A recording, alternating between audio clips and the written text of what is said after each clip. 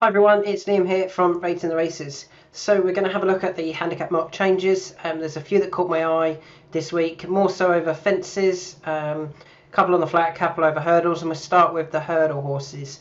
The first one I want to talk about is on screen. It's Tritonic, who has been one that I've been highlighting a few times now. He's come down to a very, very workable mark, but they've been running him at races that they hadn't really known what his ability was like, or hadn't really had a run that was good. Like they went back for, was it the Betford Hurdle on the 11th of February? He'd been in that race before. He'd finished 11th. He finished 8th this year. A little bit better, but it's not one that he'd like won and it would have been a disappointment sort of thing.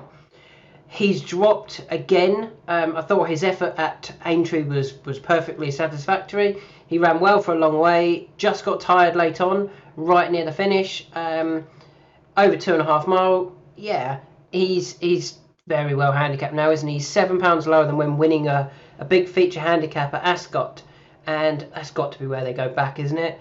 He won this in December 2021 off 141, beaten some good horses. Metier and Westcourt were back and forth and fifth. This is the race here. I mean, he's got to go back for that again, hasn't he? Off a £7 lower mark. Yes, he was a 4-year-old, and now he's, what is he going to be? Is he 7 or 8? Do you know what? I don't know. He is 6, so he's still only going to be a 6-year-old. Yeah, he's still got plenty of time to get his act together. Back off this low mark, a 134.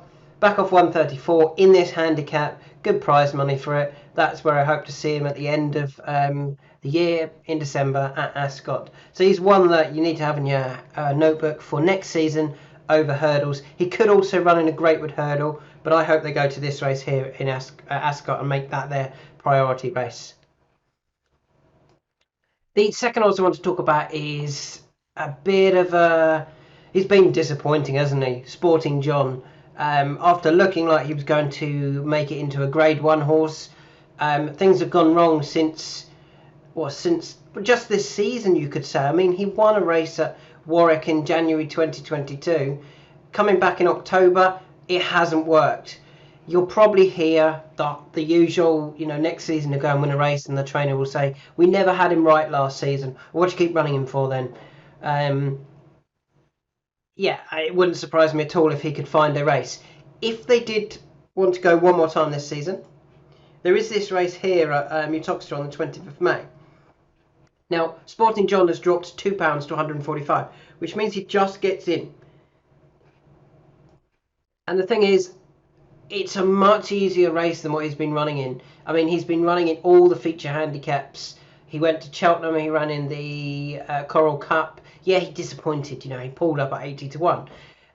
He went to Aintree, Chepstow over fences.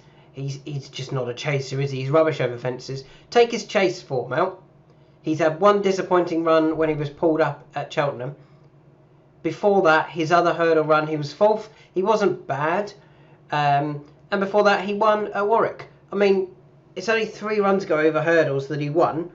He ran 4th, which is a good run, and he didn't do anything, which was disappointing in the Coral Cup.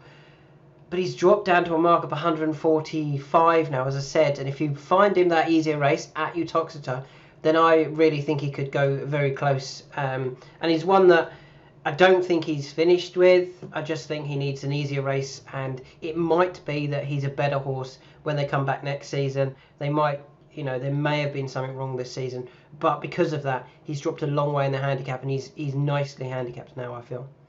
So there are my 2 for hurdles. Tritonic for Ascot next season, and Sporting John to get an easier race, or potentially next season, it wouldn't surprise me if he bounced back.